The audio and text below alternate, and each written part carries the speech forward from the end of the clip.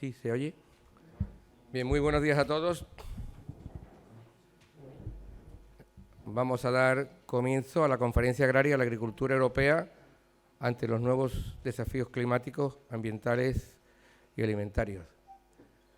Yo tengo que deciros que siempre es un placer, pero hoy más que nunca, dar la bienvenida a todos vosotros y agradecer muy especialmente a los ponentes, algunos de ellos venidos no precisamente de cerca, y esperar, como siempre, que estas jornadas sean interesantes en un momento, creo, bastante crítico de la agricultura, no solamente en Andalucía, sino en toda España y si me apretáis en toda Europa. Yo creo que es un momento importante para que las autoridades de Bruselas reconsideren hacia dónde va la política agraria comunitaria, que se ha convertido en la política ambientalista comunitaria en perjuicio de la agricultura productiva.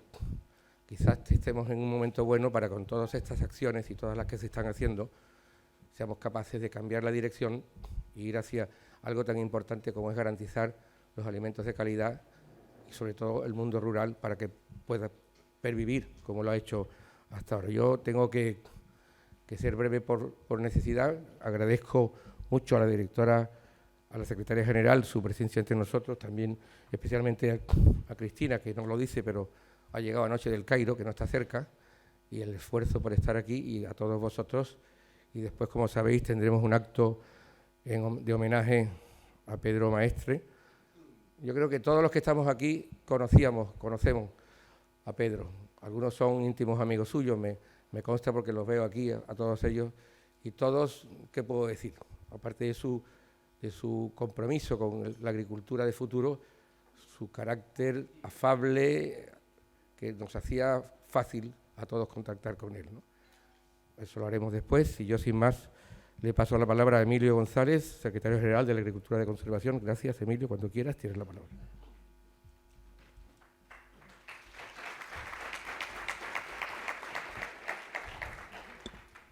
Bueno, pues muchas gracias, Ricardo.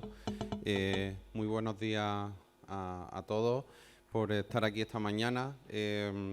Vamos a hablar de agricultura sostenible, vamos a hablar de sostenibilidad, pero en las tres dimensiones, no solo la ambiental, sino también la social y sobre todo también tenemos que tener en cuenta la económica. Nada es sostenible si no es económicamente sostenible y eso a veces se nos olvida.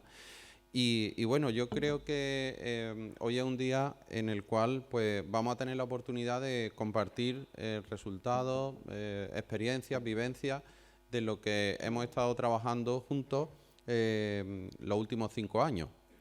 Estamos en el marco de un proyecto LIFE, un proyecto financiado por la Comisión Europea, en el cual la parte demostrativa, la parte de interacción con el sector es muy importante. Y para eso hemos trabajado entidades públicas y privadas. Y dentro de los socios del proyecto pues está la Consejería de Agricultura de la Junta de Andalucía, el IFAPA, el Centro de Investigación también de la Junta de Andalucía, está la Asociación Española de Agricultura de Conservación Suelos Vivos como coordinadora del proyecto, la Universidad de Córdoba, la Federación Europea de Agricultura de Conservación y por supuesto Asaja, ¿no? Asaja Sevilla, que si no me equivoco, Ricardo, este es nuestro 5.º proyecto LIFE juntos. Entonces, en fin, tenemos una trayectoria pasada y espero que futura, pues muy, muy intensa.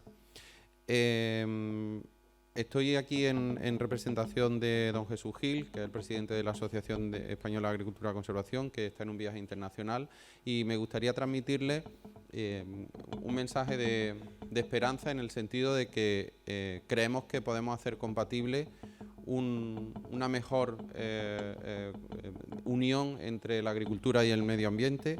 Creemos que podemos aprovechar oportunidades que los desafíos climáticos nos están presentando. Creemos que podemos traer luz sobre nuevas oportunidades de negocio que se van a abrir en los próximos años para la agricultura, como son los mercados de carbono. Y para eso, bueno, pues vamos a seguir trabajando en las entidades públicas, privadas y, por supuesto, los agricultores.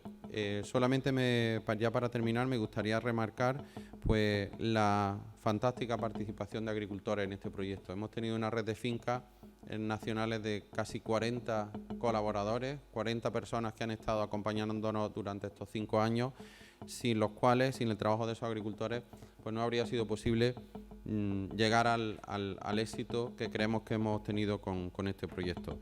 Y en especial, pues también me gustaría mencionar, como no, nuestro amigo Pedro Perico, que ha sido miembro de 1000 oportunidades en las cuales le hemos molestado en su finca.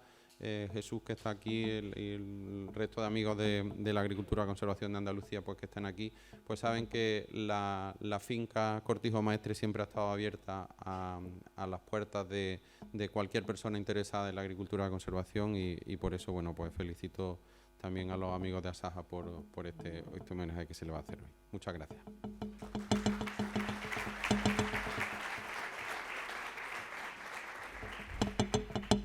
Muchas gracias. A continuación, doña María López Sanchís, secretaria general de Medio Ambiente, Cambio Climático y Economía Azul de la Consejería de Sostenibilidad y Medio Ambiente y Economía Azul de la Junta de Andalucía. Muchas gracias.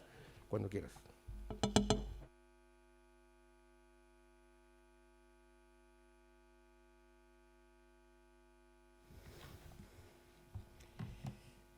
Bueno, buenos días. En primer lugar, saludarles a todos y a mis compañeros de mesa. La verdad que es un placer poder compartir con vosotros esta inauguración y sobre todo agradecer la invitación y la oportunidad como representante de la Consejería de Sostenibilidad, Medio Ambiente y Economía Azul en poder abrir estas jornadas, ¿no?, con una temática tan significativa, especialmente en estos momentos en el que se va a hablar de cambio climático y agricultura. Cambio climático y agricultura, de alguna manera, son dos caras de la misma moneda. Por un lado, como todos ustedes saben, la producción agrícola está fuertemente afectada por el cambio climático, las innegables oscilaciones de temperatura, la paulatina, lenta, pero subida de las temperaturas, sin duda está afectando a la producción, la modificación de los regímenes pluviométricos también, esos episodios muy intensos de pluviometría que nos están haciendo daño en las infraestructuras y en las explotaciones, alternados en largos periodos de sequía. Sin duda el cambio climático afecta a la producción agrícola. Por otro lado, también el sector del campo es el responsable del 14% de las emisiones difusas a nivel mundial. En Andalucía, ese ratio, según el diagnóstico que se hizo del Plan Andaluz de Acción por el Clima, el porcentaje en Andalucía es del 23% de las emisiones difusas. El primer sector es el transporte. El segundo es la agricultura, ganadería, pesca y acuicultura, todos los sectores juntos, si bien están diferenciados lógicamente. Y el tercero es el sector de los residuos. Entonces, por un lado, este sector es responsable de gran parte de las emisiones, pero por otra parte tiene gran potencial, gran capacidad de reducción de las emisiones en la propia producción, como se pone de manifiesto en este proyecto, pero también gran capacidad de absorción y fijación de esas emisiones, de ese carbono, tanto en la parte vegetal, digamos, como en la parte de fijación en suelo.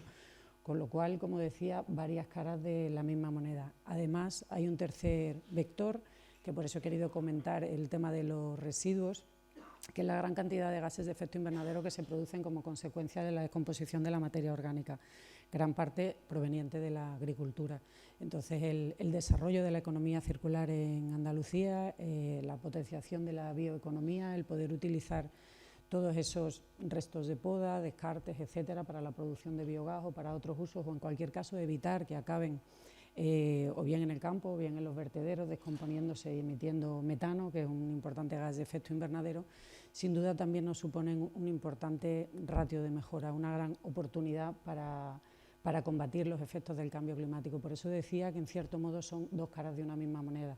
Somos responsables de gran parte de la producción, pero después también tenemos una gran capacidad para reducir esas emisiones, compensarlas con la capacidad de fijación y evitar o aprovechar, mejor dicho, esas otras emisiones a través de la mejora de la gestión de los residuos en las explotaciones agrícolas y ganaderas.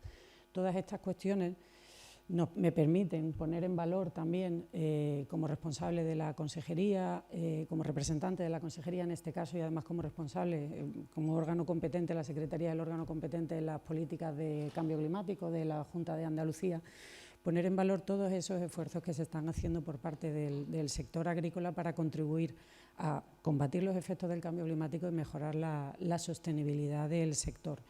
Estas cuestiones, desde la Consejería, somos muy conscientes de la apuesta que está haciendo el sector. He hablado con la viceconsejera de Agricultura, digo, cuéntame un poco y quiero también poner en valor que, por ejemplo, el 80% de las solicitudes de la PAC se han querido acoger a los ecoesquemas y el hecho de que casi el 30%, el 29% algo de nuestra superficie agrícola sea ecológica. Es un gran momento para poner en valor todas esas actuaciones, todas esas aportaciones que está haciendo el sector agrícola para combatir los efectos del cambio climático, especialmente en un momento tan crítico como este, ¿no? Y mostrar el apoyo en las reivindicaciones que se están llevando a cabo en estos días, ¿no? La necesidad de acompasar todas esas actuaciones que se están poniendo en marcha con otra serie de ayudas y medidas al sector. Yo por eso para mí es importante como representante de medio ambiente poner en valor todas esas cuestiones, todas esas aportaciones que está haciendo el sector agrícola para combatir los efectos del cambio climático. Por eso agradecía especialmente la invitación a este evento, ¿no? Por otra parte, quería felicitar a todos los socios y a Saja, bueno, y a todos los participantes del proyecto por haber desarrollado este proyecto LIFE Agromitiga, que sin duda es una acción más que pone de manifiesto el compromiso del sector con la mejora de la sostenibilidad. Para nosotros, desde la Consejería de Medio Ambiente, Sostenibilidad, Medio Ambiente y Economía Azul, ha sido un placer poder participar.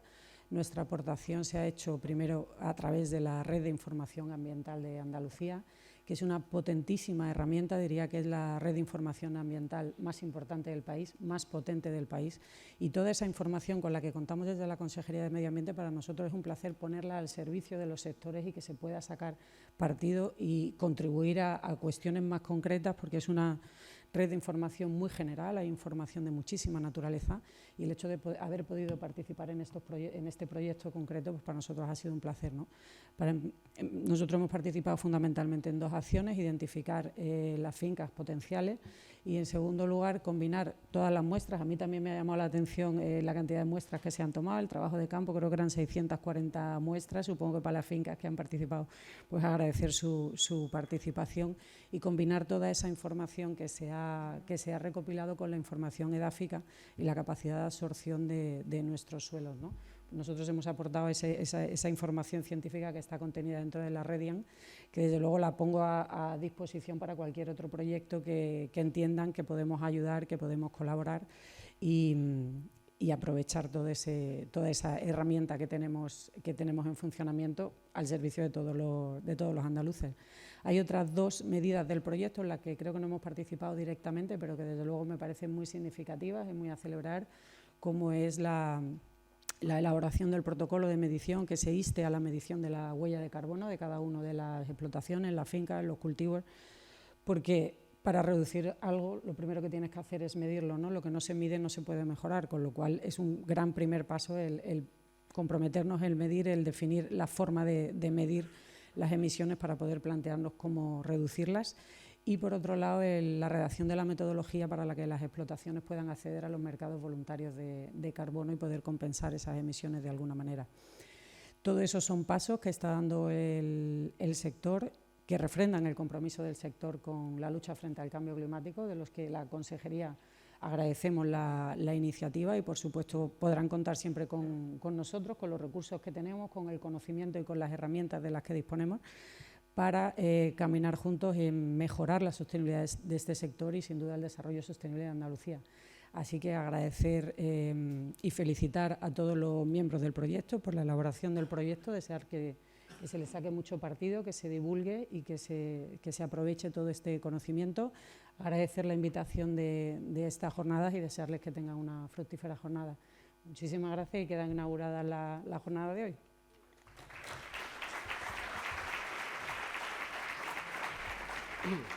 Bien, pues muchas gracias. Desmontamos la mesa y vamos al primero, que es, vamos a ver, la respuesta de Europa ante los nuevos desafíos climáticos, ambientales y alimentarios, a cargo de doña Cristina Lobillo Borrero, directora de Política Energética de la Comisión Europea. Cristina, una vez más, gracias por estar aquí.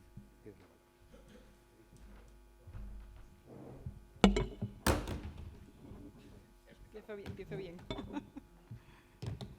Bueno, buenos días a todos y gracias a Saja Sevilla, a ti, Ricardo, Eduardo.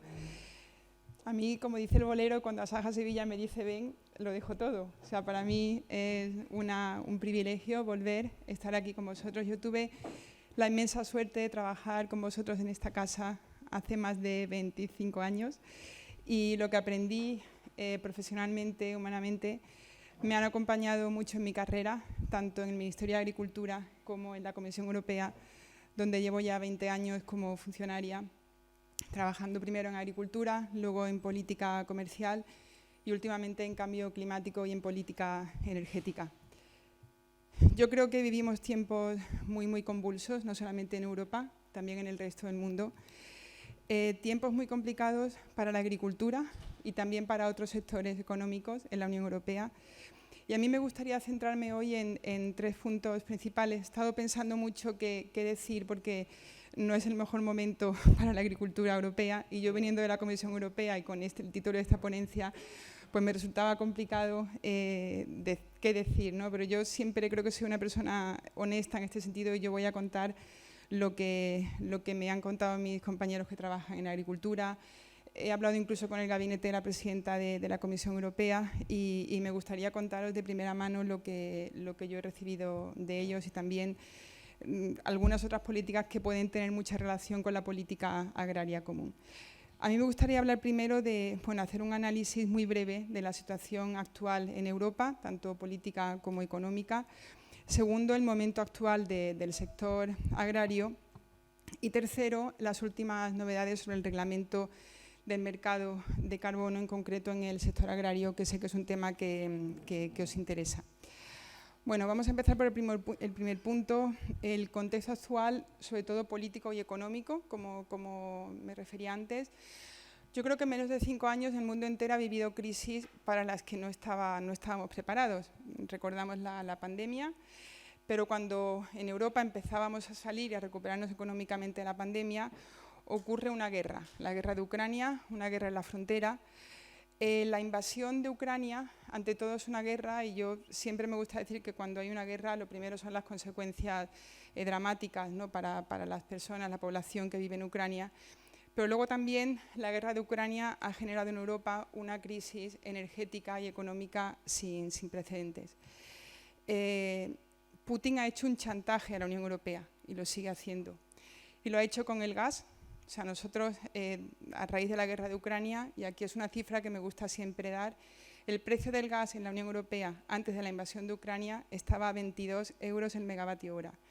En agosto, después de la invasión, llegamos al precio de 310 y 320 euros el megavatio hora. O sea, os podéis imaginar lo que significa ese dato para el resto de la economía. Y la Unión Europea en este momento lo que hace es tomar una decisión, un acuerdo político que se llama el Plan REPowerEU, que consiste primero en sustituir el gas ruso por abastecedores de gas más fiables en la Unión Europea.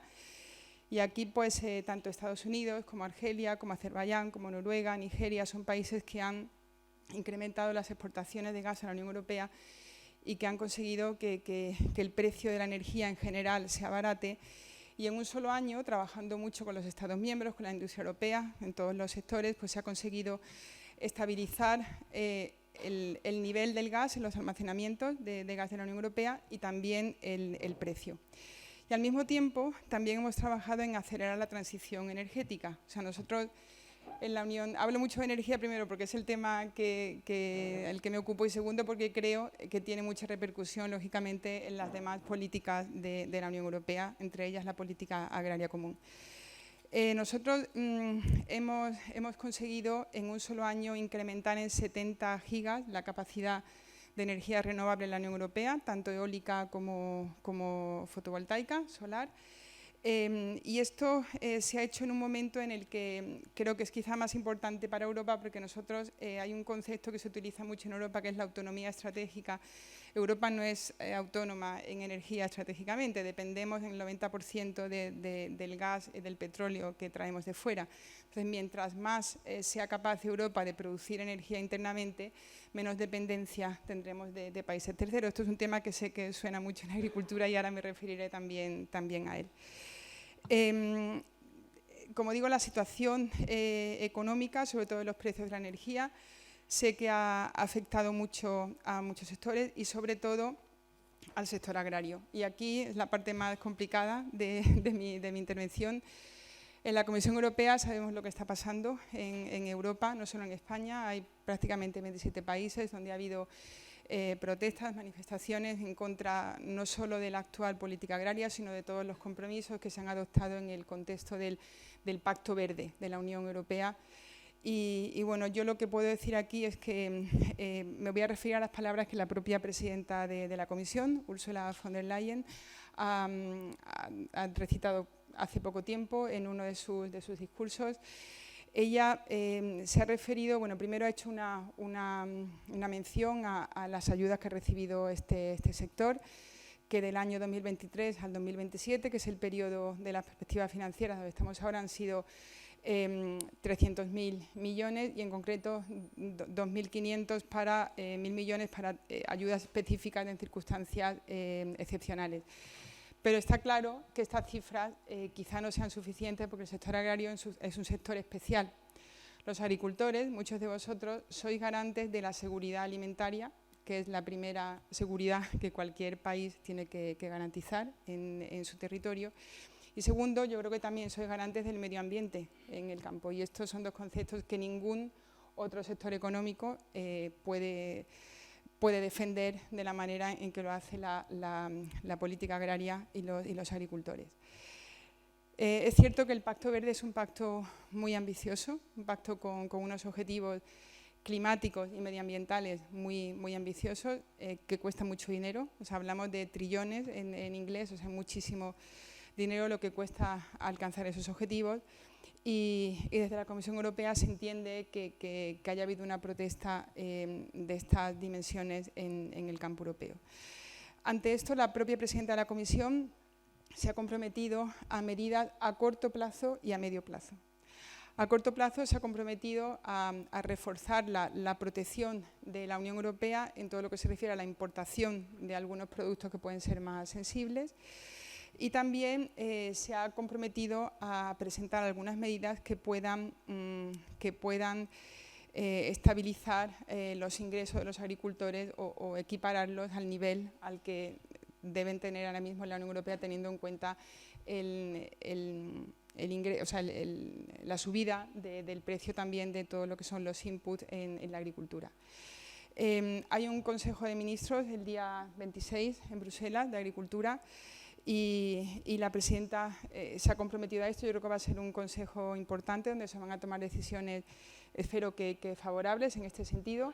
Y luego también la presidenta de la Comisión se ha comprometido a establecer un diálogo estructural con representantes de la agricultura europea, donde ella quiere escuchar de primera mano cuáles son las peticiones del campo español, del campo europeo, para ver cuál es la política agraria que se va a hacer en el futuro.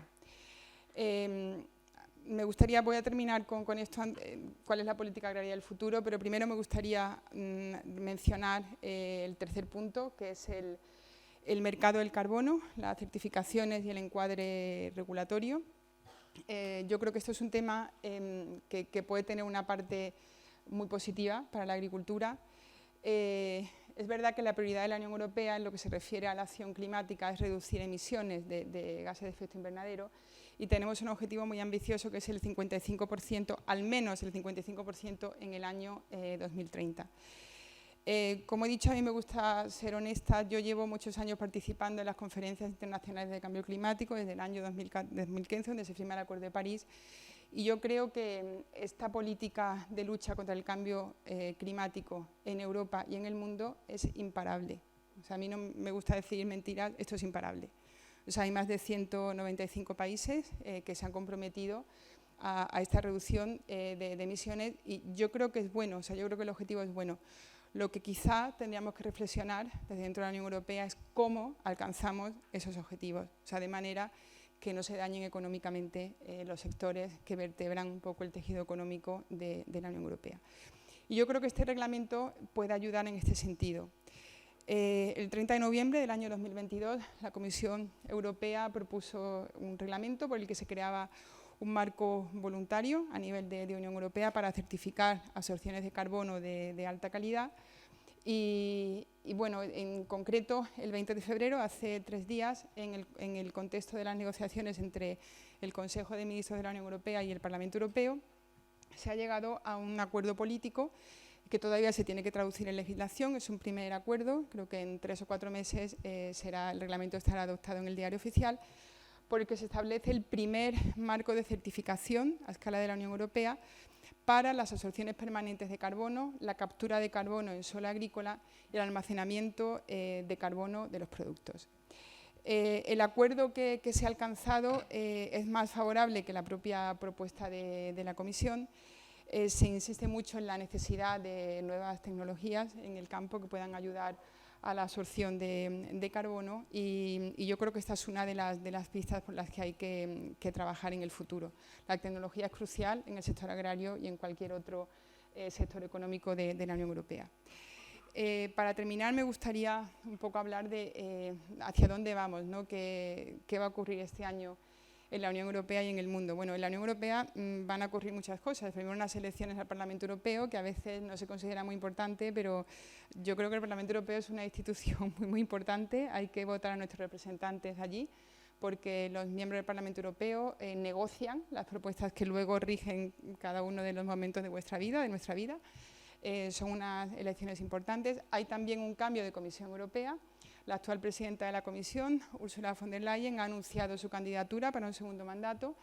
La tiene que elegir el Parlamento Europeo. Hay una serie de pasos administrativos y políticos que realizar, pero es un primer anuncio.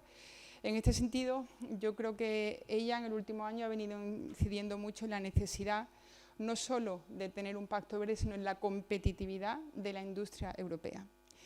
Y ella, creo que esto podéis mirar en su página web, todos los discursos inciden en esto, y si ella vuelve a ser presidenta, yo creo que intentar incrementar la competitividad en todos los sectores económicos, incluido el sector agrario, va a ser una de las grandes líneas de su mandato.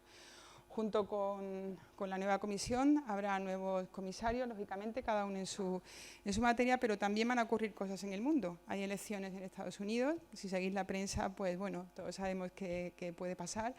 Y yo trabajo mucho en el ámbito internacional y sí que puedo verificar que lo que pasa en el mundo también afecta mucho a Europa. O sea, el mundo está cada vez más interconectado. Lo que pasa en Asia, en África, en América Latina tiene mucho que ver también con lo que pasa en Europa. Y yo creo que esto es una dimensión internacional que tenemos que encajar cada vez más en nuestra dimensión doméstica, ¿no? Europea. A mí me gustaría terminar diciendo una vez más que en la Comisión Europea somos muy conscientes de los momentos muy complicados que atraviesa el sector agrario. Yo ya no trabajo en política agraria, trabajo en otras materias, pero sí que puedo transmitir aquí el compromiso de la presidenta, el compromiso de la Comisión Europea para afrontar esta problemática. Como digo, no se trata de cuestionar los objetivos, porque nadie va a dar marcha atrás en los que son objetivos de cambio climático y medio ambiente, pero sí en reflexionar juntos en cómo alcanzar esos objetivos de manera que la competitividad del sector agrario, del sector económico europeo, salga perjudicado. Muchas gracias por su atención.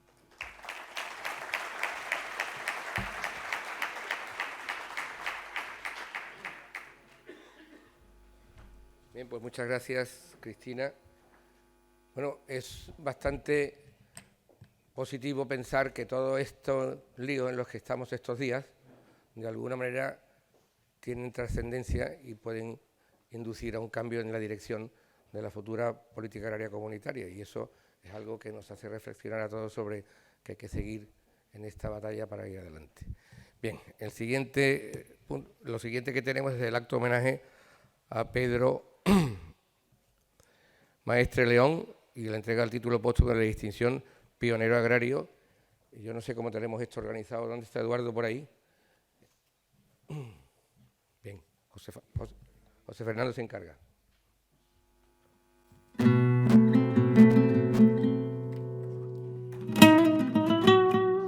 Yo soy la 12ª generación que explota las fincas. Yo iba siempre con mi padre era muy aficionado a montar caballo, tenía caballo aquí y el recorrido de la finca no se hacía en un todoterreno, sino se hacía siempre a caballo. La juventud mía, siempre deseando que terminara el colegio para irme aquí, montarme a caballo y recorrer la finca con caballo. Yo siempre he soñado ser agricultor.